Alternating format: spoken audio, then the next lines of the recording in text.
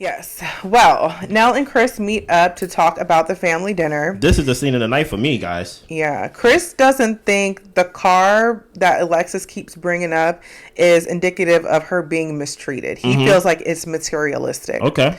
Nell feels that she gets the short end of the stick when it comes to Alexis. Stop right there. Stop right there. That makes me look at Nell. Like, now I got the spotlight on Nell. Okay. As the parent and things like that. Because before we even got there, you know, when Chris first showed up, he had things in his hand, and he could tell, oh boy, what did I do? You know what I mean?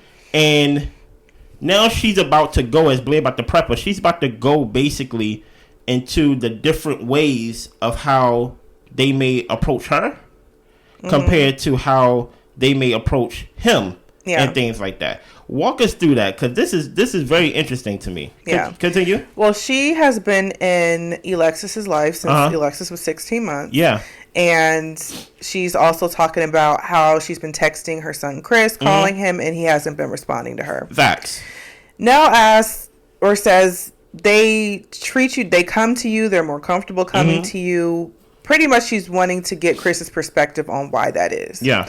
Chris says when they go to you, you go straight to 100. Yeah. And he says when they approach me, I'm more still understanding, trying to figure out what happened, where you're kind of annoyed with them because they're grown and they should know better, which they are grown and they should know better.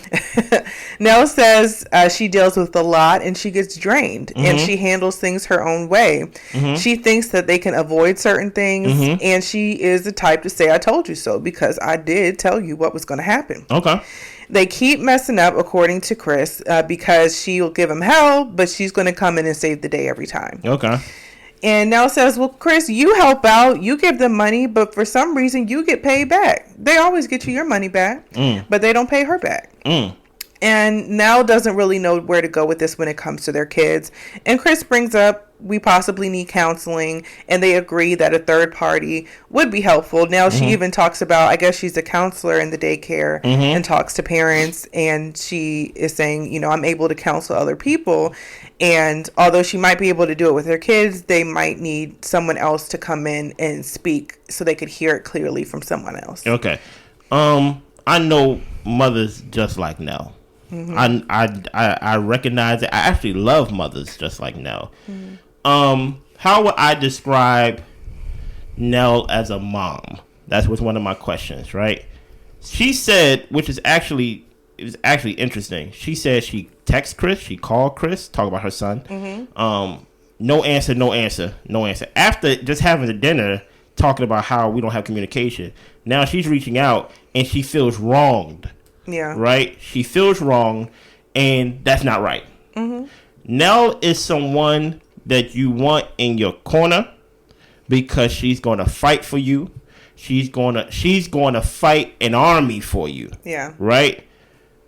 But the minute you on the wrong side, or the minute that she feels jaded by her being nice to you, and you basically treat her as if she didn't go out her way and bail you out of jail, or didn't go out her way to get your dog, or go out the way of basically, you say, I straight mistreat you. Like, the minute that she feels like she was taken advantage of, now that person that will fight the army becomes the army that's going to fight against you. Right? And that's why with people like that, even though you may watch it and be like, how can you wipe your hands clean of your children? Right? Like basically, like I'm not saying that she don't love Alexis, but you could definitely see like her hands is clean off of it, as if like she's like distancing herself off it. She's just like, look, it is what it is. Yeah. Because to her point, she's like, they are adults, and basically, I am going to basically wipe my hands of it. I'm going to tell you I told you so. There's some things you don't have to go through. Nell is the type to where you don't want to push that person to that point. It takes a lot to get them there, to where they wipe their hands clean of you, and she may feel like her niceness is being taken advantage of. That's why she holler. That's why she's Chris described it as when they talk to you, something just clicks, like you just go there and things like that. And she probably sees like, how come they don't do that with you? Yeah. You get what I'm saying? Like, look, we're married. We have conversations. You feel the same pain I feel. Mm-hmm. You get what I'm saying? But yet, I'm viewed as the villain. Mm-hmm. You get what I'm saying?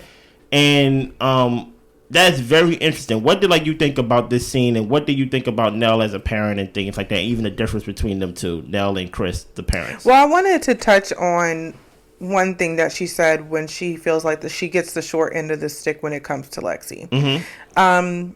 And this could all be speculation, but, Lexi is Chris's biological daughter. Mm-hmm. And I feel like he probably does give her a lot of grace. Mm-hmm. And maybe, he even said that there were points in her life where he wasn't as present because he was going through hard times, not necessarily until she was 28. Yeah, that's wild. But I think that there's a lot that goes into Alexis, and now is not going to be the one who can do any type of disciplining or mm-hmm. talking to or anything like that. Not that Chris won't allow her, but it won't mean anything to Alexis.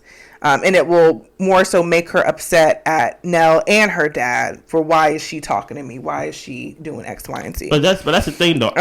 Like Nell doesn't have an end with Alexis to. I don't know though. To get her together. That's just what it seems like to me. Because to me, I feel like Alexis may take advantage of that. Mm-hmm. I feel like, hey, I have an end when I'm agreeing with you. Mm-hmm. I have an end when you don't mess up. You get what I'm saying? So how come you listen to me? I saw when they came in, you gave me a hug, you all smiling, dancing with me and all that stuff. But when you're wrong, you can't be wrong. Mm-hmm. Or basically you can't be disciplined when wrong and things like that. Like you want the benefit of basically being part of the family. All of the materialistic things. But but when it comes to when you mess up and talk to me crazy, or when you block us, and when you basically have one of your little tirades and stuff like that, you told me you want to burn down the house. Now all of a sudden I'm wrong for basically snapping at you. Yeah, it's that's where I can feel Nell kind of detaching. Look, I can't deal with someone like that. Yeah, because it's not even when somebody start treating you like that. You don't even see them in the title that they are as daughter or friend or things like that. Mm-hmm. You see them strictly for their personality. Mm-hmm. And you're like, I can't deal with people like that. Yeah. Because you're going to kill me. Yeah. Or I'm going to kill you before you kill me. Mm-hmm. Continue. Go ahead. Yeah. And then when it comes to Chris and Nell mm-hmm. and their differences in parenting, mm-hmm. I do agree. And I do feel like, she probably has been pushed to her edge. Yeah. And also, she's probably is emotionally drained. And I mean, she owns her own business, mm-hmm. all this type of stuff. So she probably doesn't want to deal with the foolishness anymore. You think it's Chris' fault? The father. I don't think it's his fault. I think, I'm not going to use the word fault, but I think, I don't think he, see, this is not criticism, Chris. I know you're watching Chris Fletcher. I don't think he tries to be as cool, calm, and collected. I just think it's very easy to be that way if the other person's already on 100.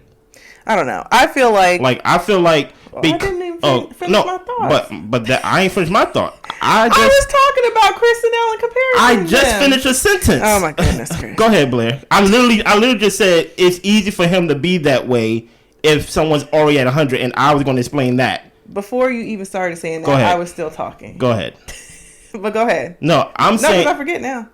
Yeah, you said what? I forget what I was saying now. So go ahead. Okay, so what I'm saying is I think it's easy for him to be at a lower level if she's already at a max level. Mm-hmm. I don't know if it's intentional, but he says something about her just clicks when it comes to them, when they come to her. I think it's just because she's at 100, I think to him, he's I got to bring the house down, and not so much of putting them against each other, if that makes sense. Mm-hmm. Do you remember what you were going to say? Well, no, but now I'm to the point where I'm just I just feel like Chris, that's just his personality and that's who he is. Okay. I just don't think he gets riled up. Even the whole thing with Martell probably would have got me riled up. You think so? Yes. Okay. And I think Chris being as calm, cool, and collected as he was with Martell and not calling the cops on him mm-hmm. just shows his character, and it seems like he is very patient with people. Why is he calling the cops? Because Martell, it was time for him to leave. Yeah, the owner got called the cops, not him. Oh, okay. And also, but you saw him getting riled up with his daughter, though. It's there. Yeah. And I think it will help Nell's case if they probably see more of that. So to where she ain't the one always going off. Because it seemed like whenever she go off, they run to him. Yeah. To where he may feel the same way, but he's not expressing it the same way. It may help the whole thing if he maybe be like, look, you effing up too, man. Like, you get what I'm saying? Like, pay her the money for the dogs, and I'm about to start yelling like her. But I think because when someone's at that high, I just think it's just easy for him just to be like, look, I gotta calm her down, I gotta calm you down because y'all about to go at each other too much. Yeah, and things like but that. I still feel like when it comes to now, in the way that she goes off on the kids, I just don't like that. I just don't feel like you have to do that. Like, it can be as simple as, I'm not helping you with this. Figure it out. But the thing is, I think why Nell gets so upset by it is because she knows she is going to bail them out. Because she, of course, loves them and wants the best for them. So that's probably what makes it that much more frustrating, is because she knows she's going to save the day. But my train of thinking is, now don't stress yourself out. Say no. No, I don't know. And it doesn't have to be no to everything, but it can be no to some things. They can feel it in some areas. I don't know, because when you're dealing with kids, or when you live, especially since they all live together and grew up together, y'all know each other buttons. And sometimes with children, they take advantage and they push your buttons when they know it's your buttons. Yeah. And things like that. That is true. So it's very hard to be like, you know what? I'm not gonna do this. I'm not gonna do that. They made you angry already. Yeah. You get what I'm saying? It's not even the actions, that things like that. Something as simple as, like, this is like our son. He's not answering my texts. He's not answering my calls. I have to ask my husband, have you heard from Chris? And I'm over here watching his dog. Walking his dog every day. That is a button you're pushing on me. Dude, like, that's irritating. But then you want me to be like, you know what, Chris? You don't want to talk to me? Da-da-da-da-da-da.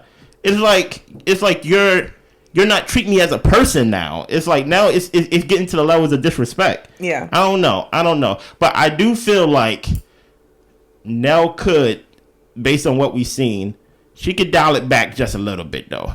Because I think maybe she feels like, and maybe I have to take the rose-colored glasses off, because she is talking to full-grown adults at that table. No one at that table is a child. So there is a feeling of, hey, y'all are grown.